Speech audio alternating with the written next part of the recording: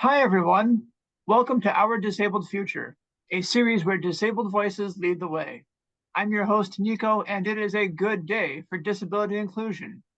Each day, during Disability Pride Month and beyond, I'm amplifying real disabled stories, where we are, where we want to go, and how the heck we're going to get there.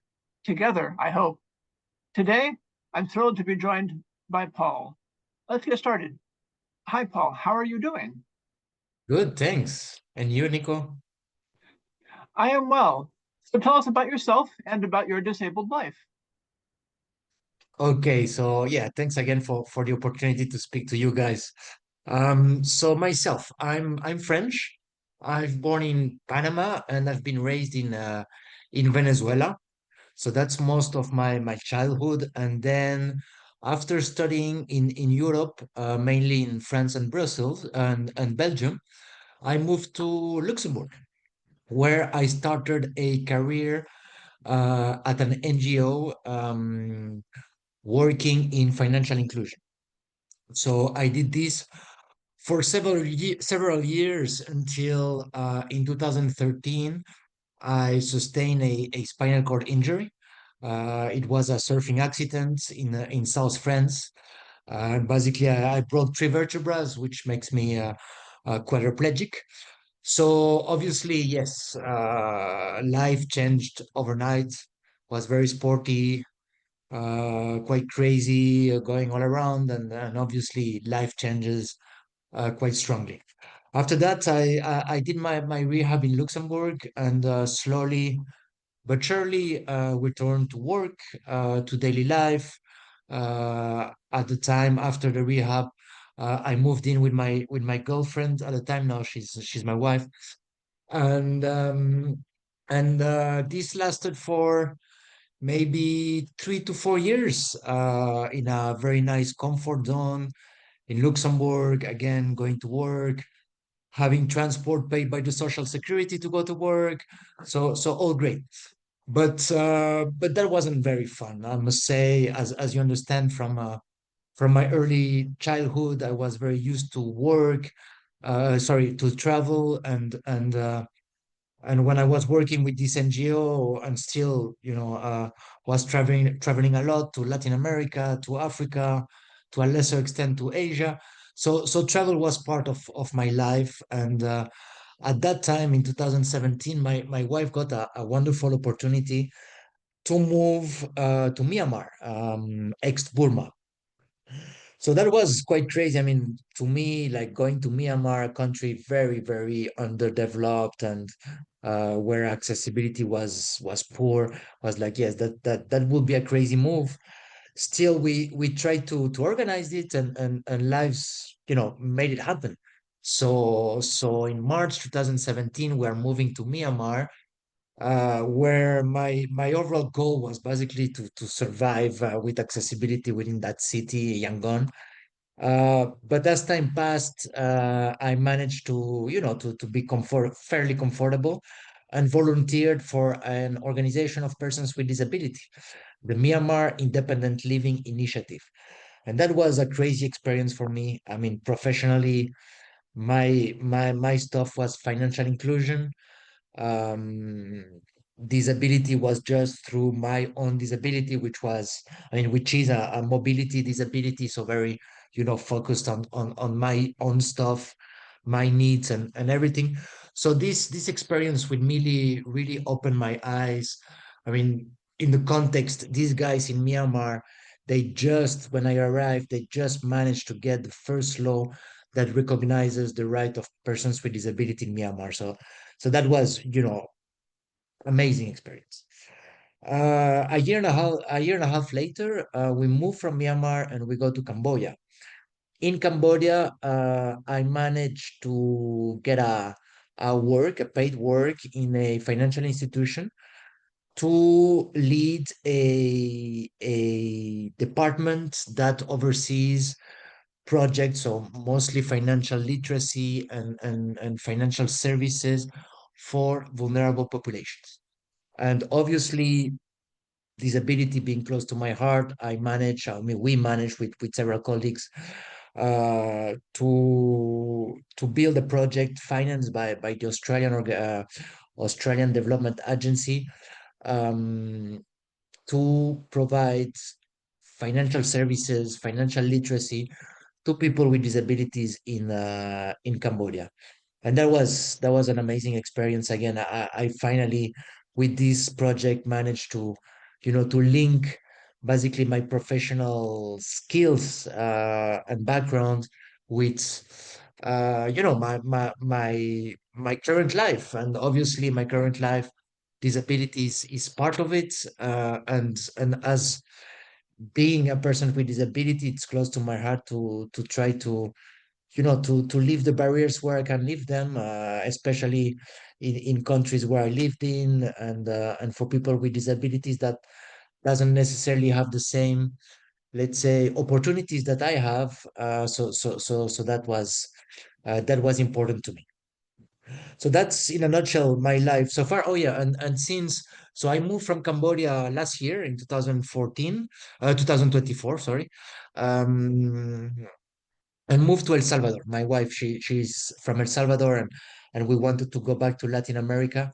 So we moved to El Salvador, and this coincide with me and several colleagues funding an initiative which is called the Barrier Free Finance Initiative, where we promote the financial inclusion of persons with disability. So yeah, my disabled life, I have a mobility impairment, I use a wheelchair all the time. Uh, Aside from this working stuff I was talking about, I love sport. I was very sporty before my accident. I'm still very sporty. I swim, I play tennis table, and of course I try to race as much as it is possible so that to keep shape and good habits. I do also a lot of yoga. It's good for the body, it's good for the mind, and that's important.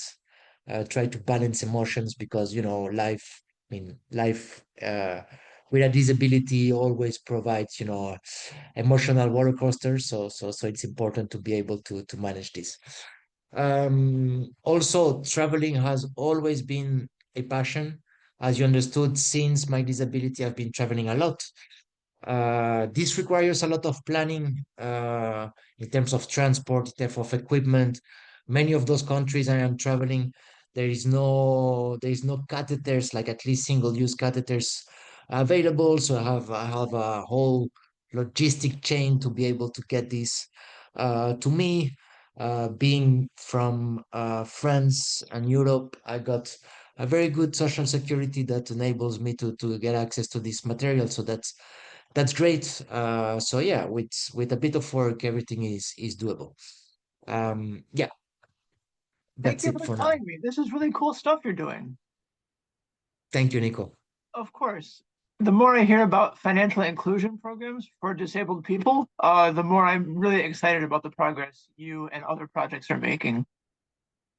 So tell us, Paul, what does a disability friendly future look like for you? It's a good question. To me, a disability-friendly future is definitely a future where society sees disability, society embraces disability with the social and human right model, right? So in really acknowledging that disability is just a characteristic, not a limitation. This is not somebody or someone or whatever that you need to fix, but whether the society needs to change. This is a characteristic, like I said, just like gender, race, or any other characteristic of humankind, which is so diverse, and that's what we love it. So yes, accessibility everywhere. If society understand that, then we will have a great and a nice disabled future where we have equal opportunities as everyone, right? Obviously, again, I mentioned this. All these travels, I will not be able to do it without a strong social protection system that I benefit from, because disability, as many of people hearing this stuff knows, have a lot of extra costs. It's very expensive to be a person with disability. So that's what I wish, that public policies can ensure non-discrimination and inclusion. But I do believe as well that nothing really, I mean, the real change is not going to happen without a strong private sector understanding the business case of disability, not even, charity or community help, whatever, it's really about the business case of disability, because there is definitely a business case to embrace inclusion, disability inclusion.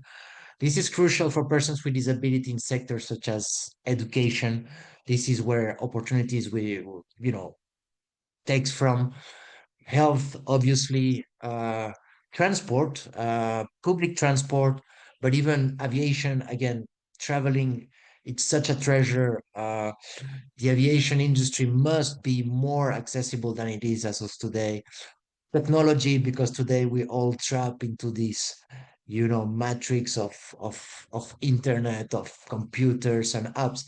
To some extent, this is good. It can remove a lot of barriers, especially mobility barriers like mine, but it also create new barriers, especially for cognitive impairments, for visual impairments. So this is really something we need to be careful as the world evolves. And again, I mentioned it through my personal workings. We need a strong financial sector that embrace inclusion, because this generates economic opportunities. Financial inclusion, I mean, if people with disabilities cannot access loans, cannot access bank accounts, cannot use mobile apps, then you cannot even use your salary, right? Or get a loan for entrepreneurship. Let's not forget that many people with disabilities are not employed, so entrepreneurship, it's strong among our community. So all this, it's important.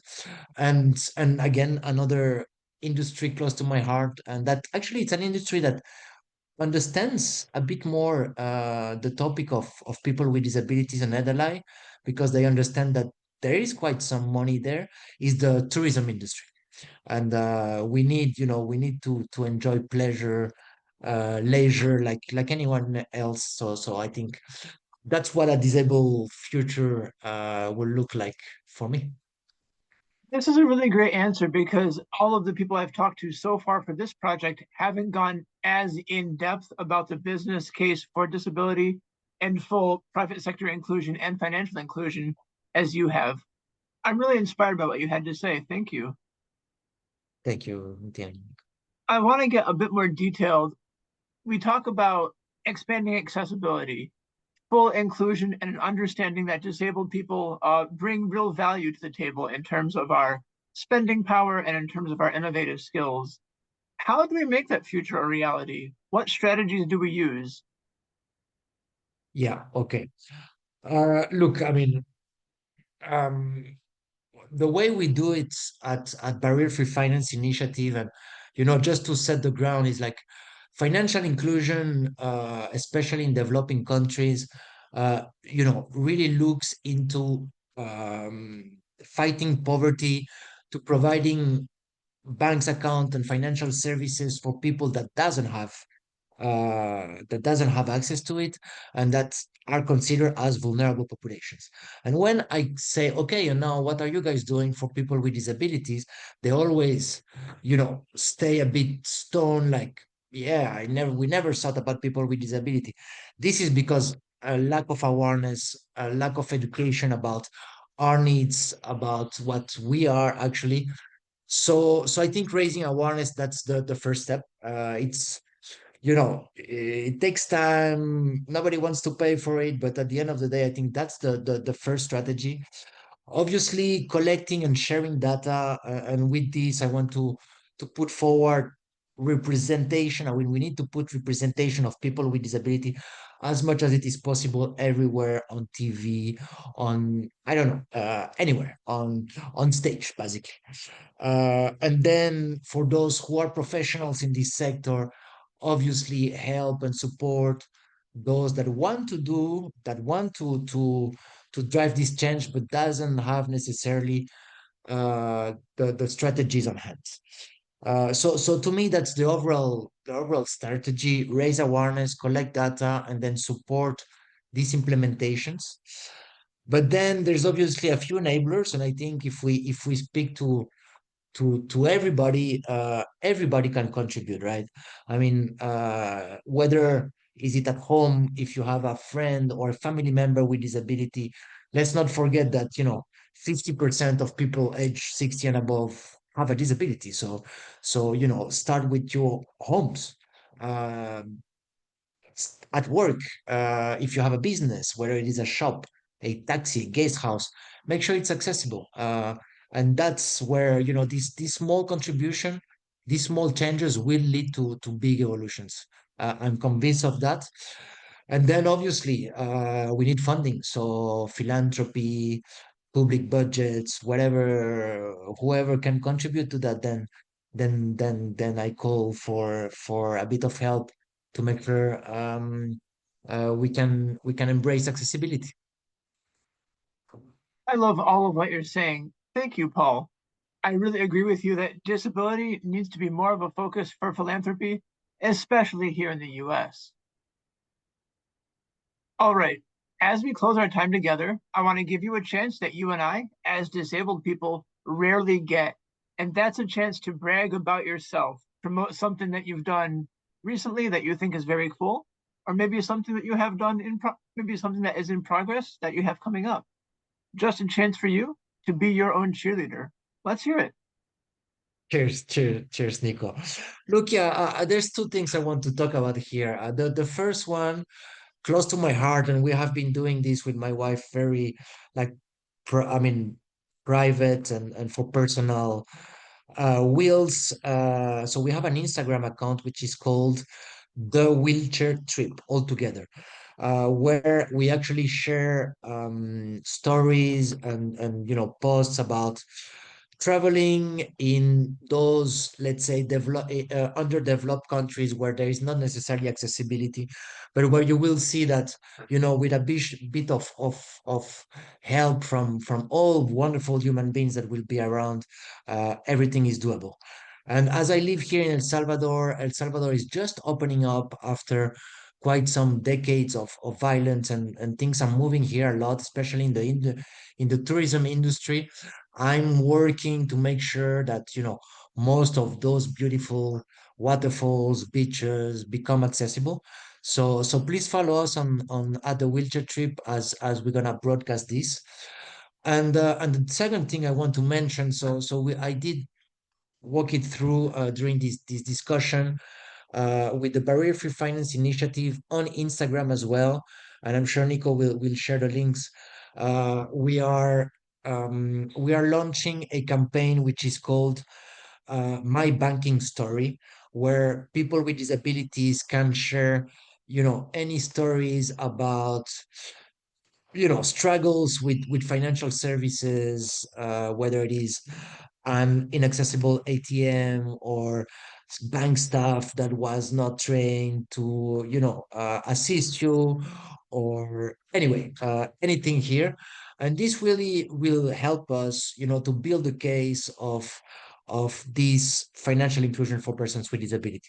So please join us, please share your story, whether is it by writing, video, whatsoever. We accept all forms of communications, and I would love to hear from you. So thank you very much, guys. Those are two worthy projects, and I will definitely put those links in our video description. Thank you for your time, Paul. Thank you, Nico. That was my pleasure to be with you guys. All right, folks, tune in next time. Remember, this is our disabled future, and we're building it one day at a time together. No matter where you go or what you do, I'm rooting for you, and I can't wait to see what you do next. Bye.